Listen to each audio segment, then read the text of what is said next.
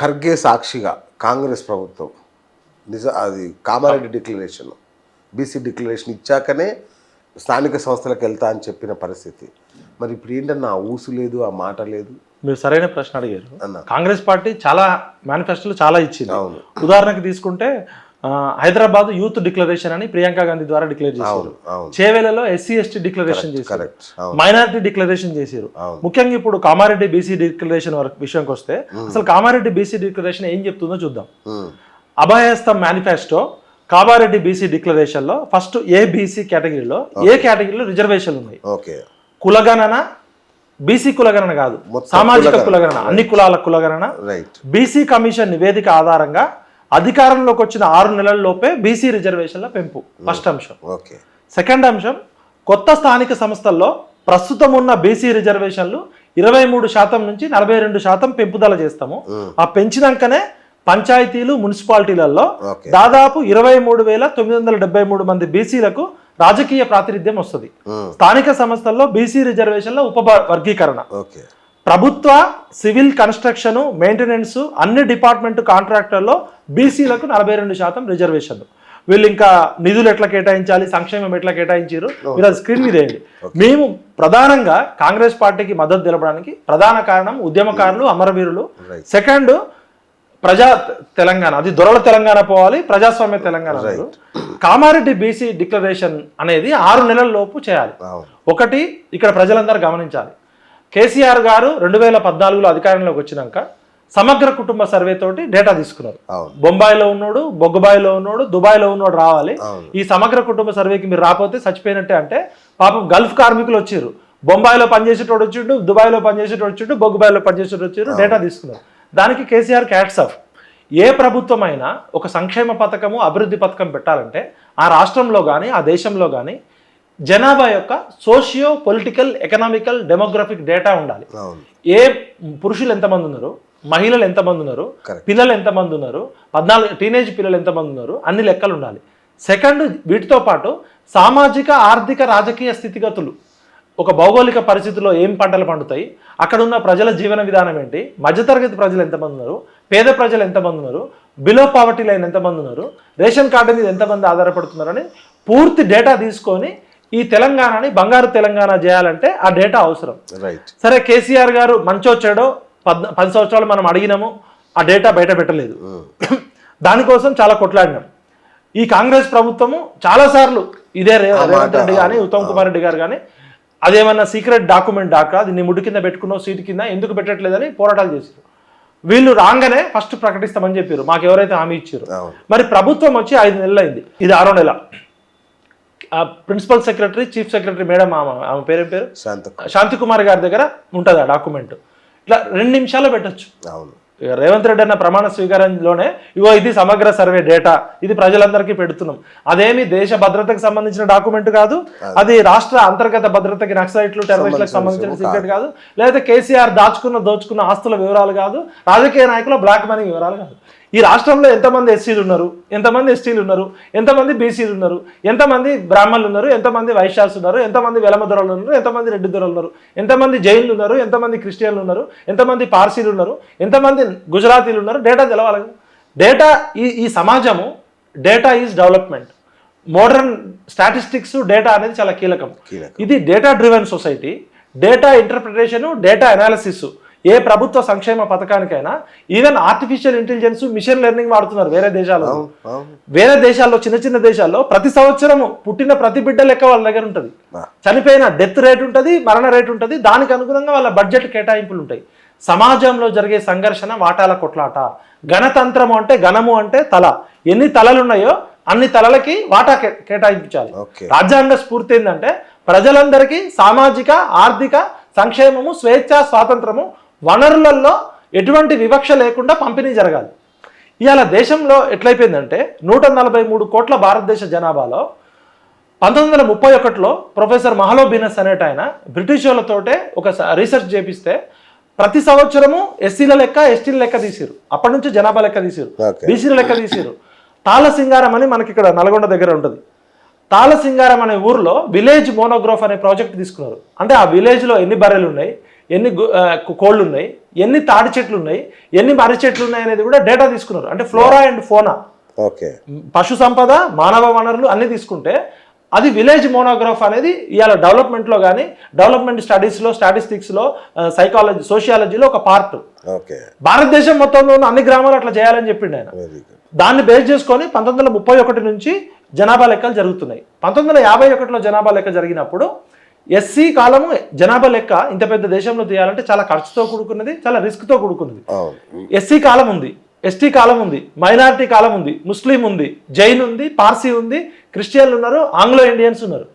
మరి ఓబీసీ కాలం కూడా పెడితే అయిపోతుండే.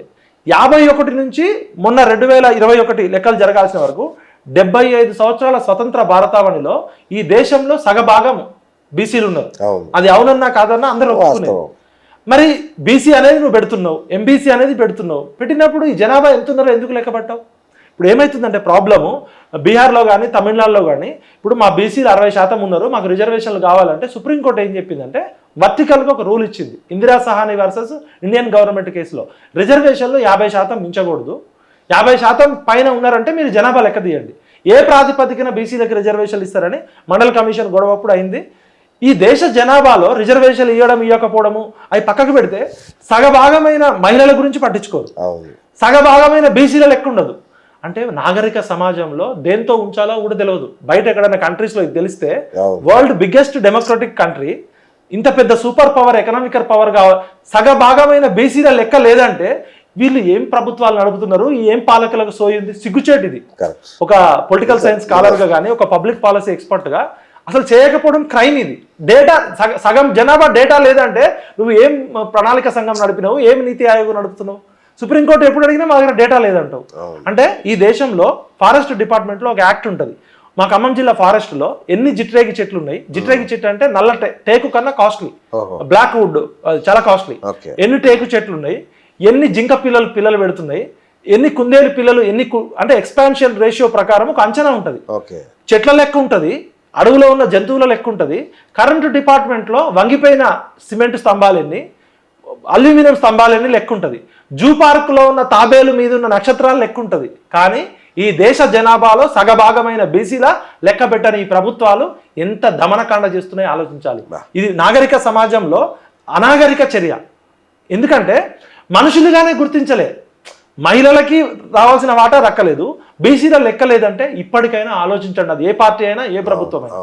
దాన్ని బేస్ చేసుకొనే మేము సామాజిక కులగణన జరగాలని డిమాండ్ చేసినాం. రాహుల్ గాంధీ ఏం చెప్పిండు, మేము 55 సంవత్సరాల అధికారంలో ఉన్నాం కానీ మేము బీసీలు లెక్క చేయలే, పొరపాటు జరిగింది. ఇప్పుడు 93 మంది సెక్రటరీలు ఉంటాయి దేశంలో, 3 కూడా బీసీలు లేరు. మీడియా సంస్థలన్నీ కూడా అగ్రవర్ణాల చేతిలో ఉన్నాయి, ఇండస్ట్రీలన్నీ అగ్రవర్ణాల చేతిలో ఉన్నాయి. ఐఐటి, ఐఐఎం ప్రొఫెసర్లు 27% రిజర్వేషన్ బీసీలకు ఇచ్చినా కూడా 21% కూడా రాలే. టాప్ ఇన్స్టిట్యూట్లో ఇంకా టీచింగ్లో రిజర్వేషన్ లేవు. చాలా అన్యాయం జరిగింది. మా పార్టీ అధికారంలోకి వస్తే, మా పార్టీ అధికారంలో ఉన్న రాష్ట్రాలన్నింటిలో కూడా సామాజిక కులగణన చేస్తాము, socio political, economical, demographic, cultural data బయట పెడతామని చెప్పారు.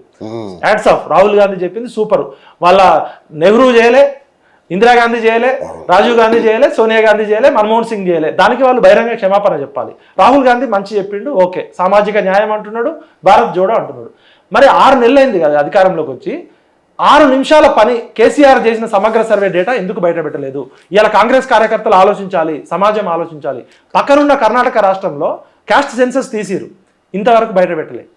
అదేవిధంగా మేము దీని మీద రీసెర్చ్ చేస్తే యూపీఏ 2 హయాంలో 6,000 కోట్ల రూపాయలు ఖర్చు పెట్టి ఇదే చిదంబరం గారు ఒక 150 ఎన్జిఓలను ఇన్వాల్వ్ చేసి మొత్తం డేటా ఉంది. మీరు యూపీఏ గవర్నమెంట్లో చేసిన డేటా బయట పెట్టారు, కర్ణాటకలో క్యాస్ట్ సెన్సస్ తీస్తే ఆ డేటా బయట పెట్టారు, కేసీఆర్ ప్రభుత్వం చేసిన క్యాస్ట్ సెన్సస్ బయట పెట్టారు. మీరు 6 నెలల కాలంలో రిజర్వేషన్లు పెంచి స్థానిక సంస్థలు వెళ్ళరు కదా, మరి 6 నెలల కాలంలో మీరు జనగణన కోసం ఏం పనులు చేశారు? 6 పనులు ఏమైనా చేసిరా? మేము ఎన్నోసార్లు కలిసి చెప్తే వాళ్ళు మాతో మాట్లాడేటప్పుడు కులగణన అంటారు. ఆఫీసర్లకు ఫోన్ చేస్తే ఈ ప్రభుత్వానికి కులగణన చేయడం ఇష్టం లేదు, ఓన్లీ బీసీల జనాభా చేయమంటూనే అంటారు. బీహార్ నుంచి మేము 42 గైడ్ లైన్స్ తెప్పించినాం. మన ప్రొఫెసర్ మురళీ మనోహర్ గారు కావచ్చు, మా పృథ్వన్న కావచ్చు, వీళ్ళంతా గవర్నమెంట్తో డైలాగ్ పెడితే తూతూ మంత్రంగా ఒక 150 కోట్లు కేటాయించినట్టు ఒక జీవో ఇచ్చారు. మీకు విధి విధానాలు ఎందుకు చెప్పరు? ఇప్పుడు కేసీఆర్ చేసిన డేటా బయట పెట్టాలి,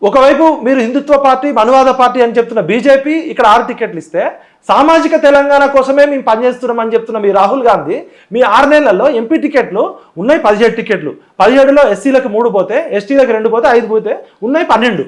12లో మీరు కనీసం 6 ఇవ్వాలి కదా. బీజేపీ 6 ఇచ్చింది, టీఆర్ఎస్ 6 ఇచ్చింది, మీరు 3 సీట్లే ఇచ్చారు. 3 కూడా ఎక్కడెక్కడ ఇచ్చారు? దానం నాగేందర్ని తీసుకొచ్చి కిషన్ రెడ్డి ముందు పెట్టారు. దానం నాగేందర్ రెడ్డికి ఉన్న ట్రాక్ రికార్డు, కిషన్ రెడ్డికి ఉన్న ట్రాక్ రికార్డు తోటి దానం నాగేందర్ గెలుస్తాడా? ఇలా ముదిరాజు అబ్బాయి నీలం మధు ముదిరాజుని తీసుకొచ్చారు. ఒక సర్పంచ్ గా అబ్బాయి ల్యాండ్స్ లో డీల్ సంపాదించుకుంటే ఇలా అప్పుల పాలు చేసారు, అబ్బాయిని ఓడగొడుతున్నారు. అక్కడ లింగాయత్ కమ్యూనిటీ అనేది బీసీలకు టికెట్ ఇచ్చారు, కానీ లింగాయత్ కమ్యూనిటీ తెలంగాణ కమ్యూనిటీ కాదు, అది కర్ణాటక మహారాష్ట్ర బార్డర్ లో ఉన్న కమ్యూనిటీ. 6 టికెట్లు ఇవ్వాల్సిన చోట ఇయ్యరు. ఇలా మీకు ఒక ఎగ్జాంపుల్, మీరు ఆలోచించండి, కాంగ్రెస్ పార్టీలో ఉన్న కార్యకర్తలు ఆలోచించండి, రేవంత్ రెడ్డి మీరు కూడా ఆలోచించండి. ఇలా ఖమ్మం జిల్లాలో ఎస్సీలు ఎస్టీలు ఉన్నారు, బీసీలు 65% ఉన్నారు. వాళ్ళు ఇచ్చిన పోస్టులు చూస్తే ఎమ్మెల్సీలు వాళ్ళకే, ఎంపీ టికెట్లు వాళ్ళకే, ఎమ్మెల్యే టికెట్లు వాళ్ళకే. 10 సీట్లలో ఎస్సీ ఎస్టీలకు పోను, ఉన్న జనరల్ సీట్లన్నీ కమ్మారెడ్డికి ఇచ్చేసారు, ఒక్క బీసీకి కూడా ఇవ్వలే. సరే ఎమ్మెల్యే టికెట్లు అంటే గెలుపు గుర్రాలు, కేసీఆర్ని కొట్టాలి, ధనబలం ఉండాలి, గెలుపు గుర్రాలు అని చెప్పి ఎమ్మెల్యే టికెట్లో అన్యాయం చేశారు. మరి పార్టీ అధికారంలోకి వచ్చినాక నామినేటెడ్ పోస్టులలో ఎక్కువ మంది బీసీలకు ఇవ్వచ్చు కదా. ఇప్పుడు వాళ్ళు బీసీలు పాపము ఎమ్మెల్యే ఎంపీ టికెట్ అంటే 100 కోట్లు ఖర్చు పెట్టాలి కాబట్టి బీసీలకు ఇవ్వచ్చు కదా. నామినేటెడ్ పోస్టులలో ఏదో తూతూ మంత్రంగా లడ్డూలో జీడిపప్పు కిస్మిస్ లాగా అక్కడక్కడ ఇచ్చారు. నామినేటెడ్ పోస్టులు రెడ్లకు ఎన్ని వచ్చినాయి, బీసీలకు ఎన్ని వచ్చినాయి, అది పక్కకు పెడితే పార్టీ పోస్టులు ఖమ్మం జిల్లా ఎగ్జాంపుల్ తీసుకుంటే ఎన్ఎస్యుఐ ప్రెసిడెంట్ కమ్మ, యూత్ కాంగ్రెస్ ప్రెసిడెంట్ కమ్మ, మహిళా కాంగ్రెస్ ప్రెసిడెంట్ కమ్మ, డిస్ట్రిక్ట్ కాంగ్రెస్ ప్రెసిడెంట్ కమ్మ. నామినేటెడ్ పోస్టులు ఉన్న 4 పోస్టులు కమ్మ. సీఎం పిఆర్ఓలు 4 ఉంటే 2 ఖమ్మం జిల్లా వాళ్ళు. వీళ్ళెవ్వరూ తెలంగాణ ఉద్యమంతో సంబంధం లేదు, కాంగ్రెస్ పార్టీతో కూడా సంబంధం లేదు. కాంగ్రెస్ పార్టీకి అరవీర భయంకరంగా పనిచేసిన వాళ్ళు కాదు. ఇది అయిపోయిందా? పార్టీ పోస్టులు ఇవ్వరు, నామినేటెడ్ పోస్టులు ఇవ్వరు, సీఎం ఆఫీసులో పనిచేసేటోళ్ళు కూడా ఎక్కువ మంది రెడ్లే ఉంటే మరి మీరు రెడ్డి రాజ్య స్థాపనకు పనిచేస్తున్నారా లేకపోతే సామాజిక తెలంగాణ కోసం పనిచేస్తున్నారా? మేము ఎందుకు మీకు ఓట్లు వేసినాం? 31 కాన్స్టిట్యున్సీలు నేను స్వయంగా తిరిగిన, 27 కాన్స్టిట్యున్సీలో గెలిపించడంలో నా రోల్ ఉంది. నేను, సతీష్ కమాలు, అశోక్, మా టీం అంతా మా టీంతో డిఫర్ చేసి ఎట్లయినా కేసీఆర్కి ఈసారి బుద్ధి చెప్పాలి, లేకపోతే ఆయన 3వ సారి వస్తే ఇంకా నియంత అవుతాడని చెప్పి మా సిద్ధాంతాలకి మా రూల్స్కి విరుద్ధంగా కాంగ్రెస్ పార్టీ గెలుపు కోసం పనిచేస్తే మీరు మాకు ఒప్పందం చేసి అమరవీరుల కుటుంబాల అడ్రస్లు దొరకవు. మీకు ఉద్యమకారులతో మాట్లాడడానికి 3 నిమిషాల టైం దొరకదు, సినిమా యాక్టర్లతో మాట్లాడతారు, అది ఇస్తారు. ఇదే ఖమ్మం జిల్లాలో టికెట్లు ఇచ్చే ముందు పొంగులేటి శ్రీనివాసరెడ్డి అన్న మాకు బాగా క్లోజు, ఆయన సహాయం చేస్తాడు. ఆయన తెలంగాణ ఉద్యమకారుడు కాదు, తెలంగాణ సమాజానికి సంబంధించినడు కాదు, ఆయన ఒక వ్యాపారవేత్త, జగన్ ద్వారా ఎంపీ అయ్యిండు, మంచి పేరు తెచ్చుకున్నాడు. ఆయన గెలిచి మంత్రి అయ్యిండు, హ్యాట్స్ ఆఫ్. తుమ్మల నాగేశ్వరరావు అనే వ్యక్తి తెలంగాణ ఉద్యమానికి సంబంధించినోడు కాదు, తెలంగాణ సామాజిక వర్గాల్లో ఎప్పుడు పార్టిసిపేట్ చేసినోడు కాదు. ఆయన టీడీపీతో వచ్చిండు, ఎన్టీఆర్ పదవిలో చంద్రబాబు దగ్గర ఎండు. అలాంటి వ్యక్తికి కేసీఆర్ గారు ఎమ్మెల్సీ ఇచ్చిండు, మంత్రి పదవి ఇచ్చిండు. ఆయన రిటైర్మెంట్ అయ్యి ఇంట్లో ఉన్న ఆయనకి రేవంత్ రెడ్డి గారు టికెట్ ఇచ్చారు, మంత్రిని చేశారు. ఆయన పరిపాలన దర్శకుడు, ఆయనకు ఓకే. బట్టి విక్రమ ఒకే జిల్లాలో 3 పదవులు వచ్చినాయి కదా, వీళ్ళు ఏమనాలి? ఎంపీ టికెట్ అప్పుడు ఏమనాలి? మెజారిటీ ప్రజలు బీసీలు ఉన్నారు, ఇక్కడ యాదవులు 8 లక్షల మంది ఉన్నారు, మునురు కాపులు 6 లక్షల మంది ఉన్నారు, గౌడ్స్ ఉన్నారు, ఏ పేద బీసీ ఉన్నారు కదా. వాళ్ళు ఏమన్నారు? ఒక ఆయనేమో నా పెళ్ళానికి టికెట్ ఇవ్వమన్నాడు ఒక మంత్రి గారు, ఇంకో మంత్రి గారు నా తమ్ముడికి టికెట్ ఇవ్వండి లేదా నా వియ్యంకుడికి టికెట్ ఇవ్వమన్నాడు, ఇంకో మంత్రి గారు నా కొడుకుకి ఇవ్వమన్నాడు. అంటే కుటుంబ ఫ్యామిలీ క్లబ్లు నడపాలనుకుంటున్నారా మీరు? ప్రతిపక్షంలో ఉన్నప్పుడు కేసీఆర్ కుటుంబ పాలన, కేసీ రావు, కేటీ రావు, సంతోష్ రావు, ఈ రావులు ఉన్నంత కాలం మనకేమి రావన్నారు. మరి ఇలా ఖమ్మం జిల్లాలో 55% పైగా ఉన్న బీసీలకి అన్యాయం జరుగుతుందనే సోయి మీకు లేకపోతే మీరు ఏ విధంగా మాకు రిప్రజెంట్ అవుతారు? మొన్న TV9లో రేవంత్ రెడ్డి గారిని ఇంటర్వ్యూ చేస్తారు రజనీకాంత్ గారు, మీరు కూడా ఇంటర్వ్యూ చూడండి ఒకసారి. ఖమ్మం జిల్లా ప్రజలంతా చూడాలి. రేవంత్ రెడ్డి గారికి హ్యాట్స్ ఆఫ్, తన కడుపులో మనసులో ఉన్నది బయట పెట్టినందుకు. రజనీకాంత్ గారు అడుగుతారు, రేవంత్ రెడ్డి గారు మీరు ఖమ్మ ఆధిపత్యం ఉన్న జిల్లా, అది ఖమ్మల జిల్లా, మీరు ఎంపీ టికెట్ ఎందుకు ఇయ్యారండి, ఎట్లా అన్యాయం చేస్తారని అడుగుతారు. రేవంత్ రెడ్డి గారు అవునండి రజనీకాంత్ గారు, అన్యాయం జరిగిన మాట వాస్తవమే, నేను ఖచ్చితంగా న్యాయం చేస్తా, ఇగో వాళ్ళకి ఎన్ని పోస్టులు, ఎంత రేవంత్ రెడ్డి గారు చెప్పింది నామినేటెడ్ పోస్టులు ఇచ్చినా ఎన్ని ఇచ్చినా అని చెప్తూ ఖమ్మంలోకి ఇంకా న్యాయం చేస్తా, అన్యాయం జరిగింది, నా ఎదుగుదలలో వాళ్ళ పాత్ర ఎంత ఉందో మీకు తెలుసు, నాకు తెలుసు. ఈయన అంటాడు యాజ్ ఏ రేవంత్ రెడ్డి మీరు చెప్పండి ఖమ్మంలోకి ఇట్లా అన్యాయం చేస్తారంటే, ఇక ఖమ్మం జిల్లా మొత్తం ఖమ్మంలోకి రాసిచ్చినట్టు రజనీకాంత్ అడగడము, రేవంత్ రెడ్డి గారు దాన్ని యాక్సెప్ట్ చేయడం. అంటే వీళ్ళది అజ్ఞానం అనుకోవాలా, అహంకారం అనుకోవాలా, కుల బలుపు అనుకోవాలా, కుల గజ్జ అనుకోవాలా? ఈయన ఇంకేమంటాడు, మీరు చూసారా ఎట్లా ఇచ్చిన ఎంపీ టికెట్? వెంకటేష్ ఉన్నాడు కదా, తెలుసు కదా, వెంకటేష్ బంధువు ఎవరు రామసహాయం సురేందర్ రెడ్డి కొడుకు రామసహాయము ఆయన రఘుమారెడ్డి, ఆయన పొంగులేటి శ్రీనివాసరెడ్డి వియ్యంకుడట. ఒక కమ్మ ప్లస్ రెడ్డి ఉన్న కులానికి ఎంపీ టికెట్ ఇచ్చిరట. వాళ్ళకి న్యాయం ఎట్లా చేసిందంటే ఒక కమ్మోళ్ళకి రేణుకా చౌదరికి ఆల్రెడీ రాజ్యసభ ఇచ్చిందంటే, అంటే మీకు ఏమాత్రం సిగ్గు శరం మానం అభిమానం రాజ్యాంగము ప్రజాస్వామ్య విలువలు అనేది ఏముండదా? 60% జనాభాకి మనం అసలు రిప్రజెంటేషన్ లేదని ఆడ కొట్టుకుంటుంటే మీరు తిన్నోడికి ఇంకా బిర్యానీలు మీరే తినాలా, పలావులు మీరే తినాలా, వాళ్ళు మాత్రం నూకలన్నం కూడా పెట్టద్దు. ఈ మంత్రులకి సోయుందా, ఈ ముఖ్యమంత్రులకి సోయుందా? మరి ఖమ్మం జిల్లా ప్రజల ఆలోచన. నేను ఒక ఎగ్జాంపుల్ చెప్తున్నా. నల్గొండ అంటే రెడ్లు, ఇక నల్గొండ జిల్లా అంటే కోమటిరెడ్డి బ్రదర్స్, లేకపోతే జానారెడ్డి, లేకపోతే ఉత్తమ్ కుమార్ రెడ్డి, లేకపోతే జగదీశ్వర్ రెడ్డి. ఇంకా నల్గొండ జిల్లా రెడ్లకి రాసిచ్చారు. ఉన్న 2 ఎంపీ టికెట్లు రెడ్లకే ఇచ్చారు. ఇప్పుడు భువనగిరి సీటు తీసుకుంటే భువనగిరిలో 60% పైగా బీసీలు ఉన్నారు. అక్కడ గౌడ సోదరులు 3.5 లక్షల నుంచి 4.5 లక్షల జనం ఉంటారు. 3.5 లక్షల ఓటర్లు ఉన్నారు. యాదవులు ఉన్నారు 3 లక్షల పైగా. పద్మశాలీలు ఉన్నారు, మున్నూరు కాపులు ఉన్నారు. మీకు ఒక్క బీసీ దొరకలేదా? ఉన్న 2 సీట్లలో 2 రెడ్లకే ఇచ్చుకుంటే? అంటే మీరు ఏం చేయబోతున్నారు? దేశ్ముఖ్లు, దేశపాండేలు, రజాకారుల కింద ఏ పెత్తందారుల వ్యవస్థ ఉందో ఆ పెత్తందారుల కుటుంబాలకి మళ్ళీ తెచ్చామనుకుంటున్నారా? ఏ విష్ణూరి రామచంద్రారెడ్డి, ఏ జిన్నారెడ్డి, ఈ కొంతమంది రెడ్లు తెలంగాణలో ఖమ్మం జిల్లా, వరంగల్ జిల్లాలో కొన్ని లక్షల ఎకరాలు ఆక్రమించి భూస్వాములు ఆసాములు అని నక్సలైట్ ఉద్యమం వస్తే అదే కుటుంబాలకు చెందిన వాళ్ళకి చెప్పి ఎంపీ టికెట్లు ఇస్తున్నారు. అంటే మీరు చెప్తున్న రాహుల్ గాంధీ చెప్తున్న సామాజిక తెలంగాణ ఎక్కడ పోయింది, కులగణన ఎక్కడికి పోయింది? అంటే ఎంపీ టికెట్లు, ఎమ్మెల్యే టికెట్లు, మంత్రి పదవులు అన్నీ మీరే ఇచ్చుకుంటారు. మొన్నటిదాకా ఆయన వెలమ ద్వారా గడిల పాలన చేస్తుండని తిట్టారు. మరి మీరు చేస్తుంది ఏంది అలా?